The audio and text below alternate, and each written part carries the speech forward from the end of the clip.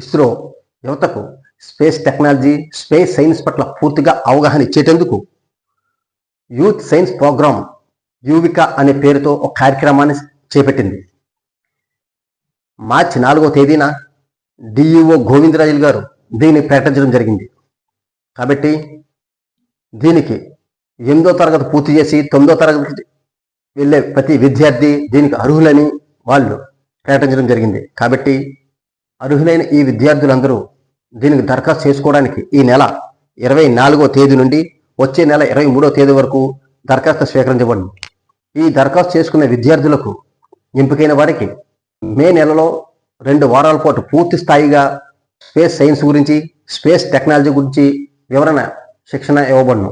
Space DSO Srinivasulu గారు 9394574814 number ద్వారా మనకు వివరాలు ఇవ్వగలరు.